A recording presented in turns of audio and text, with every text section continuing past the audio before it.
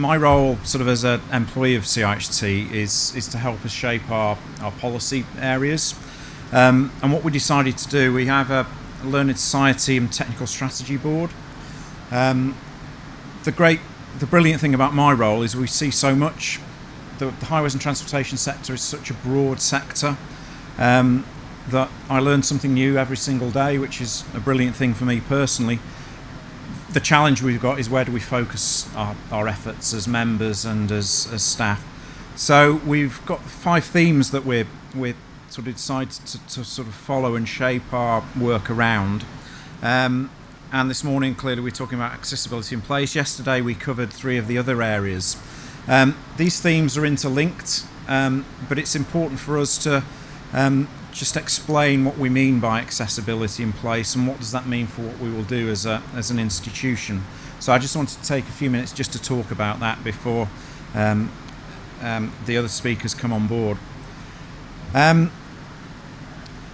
think creating places as members of CIHT and members of the highways and transportation sector is absolutely fundamental, and maybe we don't state it enough.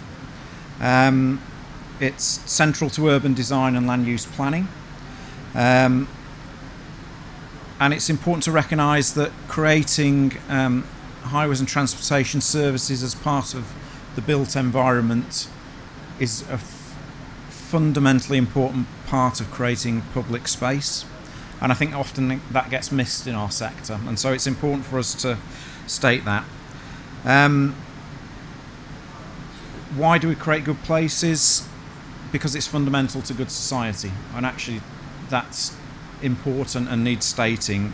And again, in a time when we are used to justifying things in transport terms, we need to be clear about the benefits that we're bringing to society. We need to get highways and transportation recognised as a fundamental part of the built environment. And that may sound absolutely obvious, but actually when you've got planning policy in one part of government and transport policy in another part of government, and the two only just starting to come together, it's important for organisations like ourselves to keep pushing the point that integrating planning and transport is fundamentally important.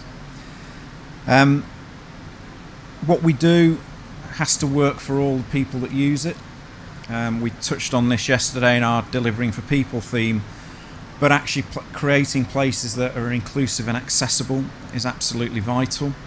And we need to do more work and work with others to fully understand what that means, because I think without going into detail, you could point to places where that hasn't been done, and we need to make sure that as we move forwards we do more and more to create inclusive and accessible places. Our membership as CIHT is broadening over the years. It's moved from predominantly highway engineering focused to a far wider range of professional services, and you'll hear about some of those today from the 2 speakers.